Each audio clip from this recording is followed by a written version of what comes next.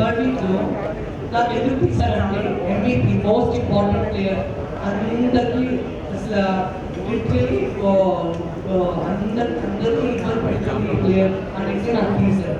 So ఇప్పుడు అట్లా కథలో 8% తీసేసి బాగుంటుంది. సో నాకు ఏదో ఒక కాన్ఫిడెన్స్ అండ్ నాకు బయట తీసేసి నాకు ఇంటికి పంపించాలి కదా. నాకు సీట్ వచ్చేసరికి నాకు ఏమో చేస్తున్నారు పంపించలేదు. నేను ఇంటికి బికాస్లో 2016 చూశాను. తర్వాత సీక్రెట్ నుంచి ప్లేయర్ రిటర్న్స్ చూశాను. చేస్తున్నాను పోతానేమో అనేసి అక్కడ ఏం సాక్రిఫైస్ అంటే మన కంట్రోల్ ఏమి లేదండి. సాక్రిఫైస్ వల్ల చాలా తగ్గిపోయాను. నాకు పెన్స్ కూడా ఇస్తే పోతాను. నేను మీకు గట్టిగా ఏం మాట్లాడలేదు. నేను మంచిగా అంటే అంతే కదా. సో కొద్దిగా కూడా ఒక మంచి ప్రేమ చూపిస్తే నేను చాలా సాఫ్ట్ చాలా చాలా సాఫ్ట్ మంచిగా జరిగింది. బట్ అది బిగ్ బాస్ ఫార్మాట్ సాక్రిఫైస్ అంటే నా కోసం నిలబడ్డాడు. చాలా చాలా ఆనందంగా ఉంది. ఆ రోజు పరమన్న తనుజ కానీ నా కోసం నిలబడ్డారు.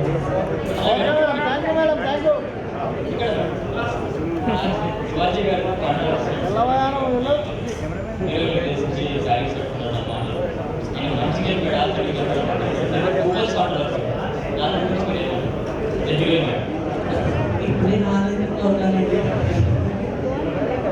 ఇప్పుడే హ్యాపీగా ఉన్నాను. నేను హ్యాపీగా ఇప్పుడే సారీ అనలేదు కదా. శివాజీ గారు సారీ అన్నారు కదా. క్షమించాలి కదా.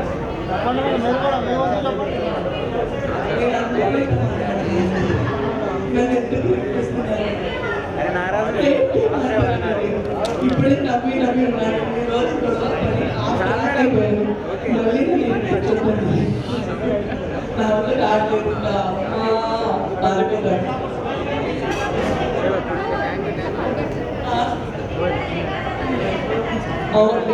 లైఫ్ తగ్గి తగ్గాలి అని నేర్చుకున్నాను. ప్రతి ఒక్కరు